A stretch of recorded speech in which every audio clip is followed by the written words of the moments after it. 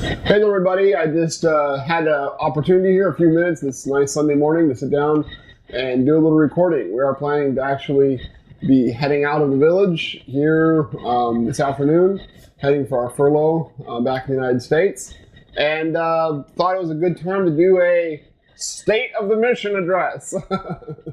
My first video on this English version of the Sent to Siberia channel, I said that the channel wasn't going to be necessarily about our missionary work, and that's kind of it's kind of an awkward term, an awkward way of saying it. Of course, the video channel is going to be about our missionary work, about our life here. That's what we're doing here, missionary work. What I was trying to say was is that it's not so much about what is normally thought of as missionary work. It's not so much even about us, here we are, here's us doing missionary work, as much as it's going to be about what we've learned from the missionary work, the path or the road that God has led us down, and just sharing with you some of those mile markers, some of those post signs along that road that might be helpful and maybe, like I said before, a little bit entertaining for everyone.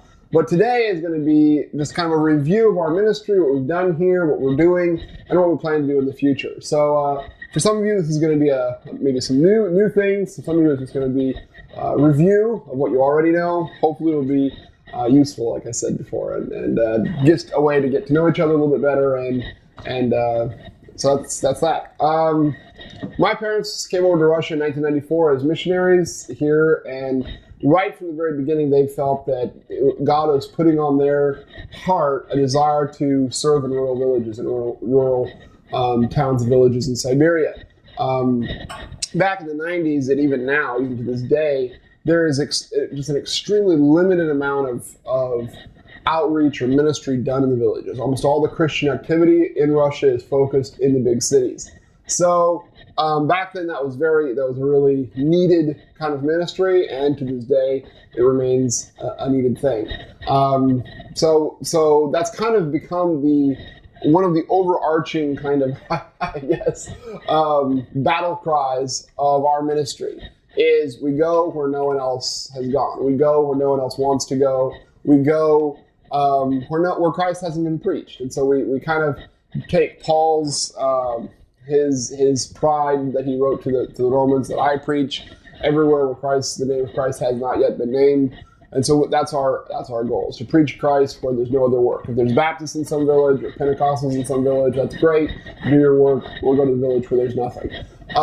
So that's kind of one of the first overarching ideas of our ministry. Rural ministry and ministry in those areas that have never heard the gospel of Jesus Christ preached. I grew up in a rural village in Siberia, so if I'm kind of a little bit rusty on my English, if it feels like I'm halting and umming and ahhing a lot, I need some more practice.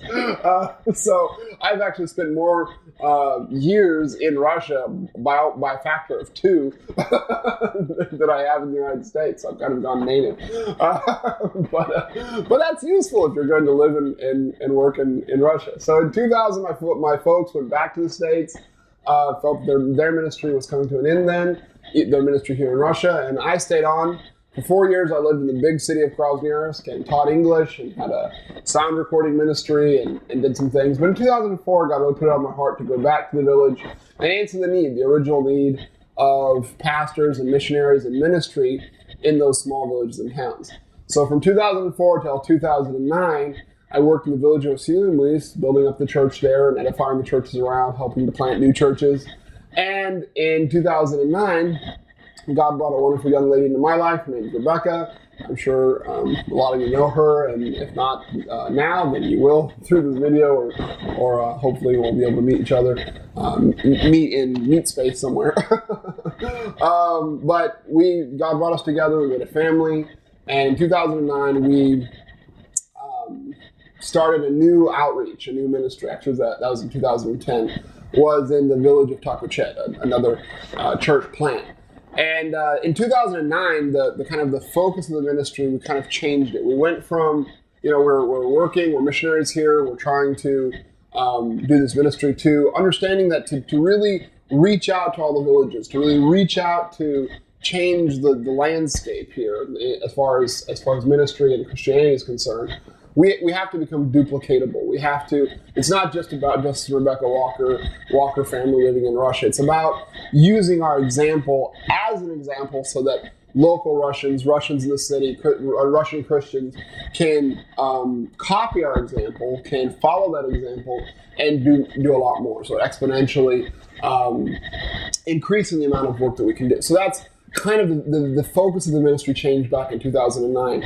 In 2010, I opened what's called the Rural Pastor Training Center. It's just an aggrandized a name for a couple of rooms next door to our little house that we have here for some people to come, some men to come and live and learn how to handle the Word of God, learn doctrine, learn how to preach, and also to learn tent making skills. So our focus began to be on training people and doing tent making. The tent making that we really decided to focus on back in 2010 was agriculture and farming. There's a lot of different reasons for that, but I'll just name a few. First of all, almost all the villages in Russia, except for those in really forestry areas, but most of them are actually in agrarian areas where land is available, resources are available. Starting a farm is something that a lot of people could do potentially. Second thing is that Russians, on average, spend about 30% of their income, household income, on food. So, if you're a farm in America, where the average household in America spends like 7% on food, even if you could grow all of the food that you need for, to supplement an entire diet, not supplement, but fulfill the needs of an entire diet, you'd need like 15 or 16 clients. Of course, this is absurd. No one can do that. Somebody, but you get the idea, So in Russia, with 30% of the income, household income being spent towards food, you only need like 3 clients. So of course, you need more because you're not going to be producing everything, but substantially less market is needed to support a small family farm in Russia than in the United States for an average income. So these are a lot of different reasons why we started looking at tent making or at farming as a useful thing. The other reason we decided to really focus on tent making as opposed to trying to bring in support for all the new missionaries, for every new missionary from the States, was because people don't respect when you're living off of American sponsorship. It's a lot better to show through your life, through your work, through the fact that you're living in this community, working in this community. That's a lot better way to show how the kingdom can come and the principles of the kingdom than it is just I'm living on a sponsorship from the States. So and farming is something that Russian villagers all do to some degree and they all respect. So it's a good thing. So back in 2010, we kind of changed our focus to that. And the last 5 years or so have been more or less us learning how to farm. I started back in 2010, the Rural Pastor Training Center. We're going to train these pastors. I realized that when I said the Rural Pastor Training Center, the pastor that was getting trained was me. So that was kind of a thing. I'm actually thankful to God that we didn't have a lot of response then. In 2010, we did a big I think it was 2011 actually, we did a big grand tour around Russia, trying to raise awareness and maybe get some recruit some students to come to our Rural Pastor Training Center. Not many pound out. We've had a few over the years come in. And I really look back on that and I think, actually praise the Lord that we didn't have a flood of respondents because I don't think we were ready at that point to give what we thought we could get. We were still learning ourselves. In August of 2014, there was, an event happened that was it's kind of changed a lot of things. The internet came storming into our ministry. And through a kind of a mistake, there was a local TV came out to do an interview with me about the sanctions and all the tension between Russia and America and the West and everything and how it's going to affect agriculture in general. And I was saying, it's terrible. Sanctions are bad. We shouldn't be fighting with the West. The West shouldn't be fighting with us. We should all have peace. All this kind of stuff. And then I popped a joke about the only good thing that can come out of this is that they won't be selling Italian mozzarella, in Grozny. And I'll be able to sell all my mozzarella because we do mozzarella from goat cheese. And I laughed about it. You won't have any more Italian mozzarella. Ha ha ha. Да, то есть, зачем? Сейчас зачем? Потому что его не будет вашего итальянского сыра. And that went viral. Somebody took out that little 1.5, 2 minute clip. And it went viral all over the internet and got like 3 million views. And suddenly I had this huge audience. So I started the YouTube channel in Russian. And ever since then, I've been gaining subscriptions. And I've basically gained myself a pulpit or an audience on the internet that's really broad and diverse. A lot of different Christians, non-Christians.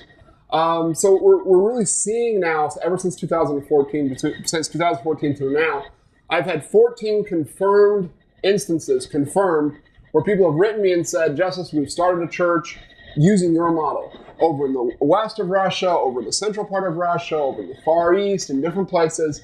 14 churches that have started that I had nothing to do with. These people didn't come to my rural pastor training center, but they watched the videos, they watched all of our material, they learned how to do, they got inspired, mostly it was an example thing, and then we're able to go out and do that. And that for us is just a huge blessing. For so many years we felt like we were just kind of lonely out here, working as hard as we could, and no one was coming to join the ministry. And then in the last year and a half, this big explosion. And we want to keep that up. The focus of the ministry, again, it's kind of changing from living here in Tacochet, living in the city to, again, doing what we can do, leveraging that audience to exponentially increase our work, to leverage our work as much as we can to get people, Russian Christians, to go out to the villages, start farms, and then each farm pastor ministry unit can start like 3 or 4 churches in the villages around that they interact with economically.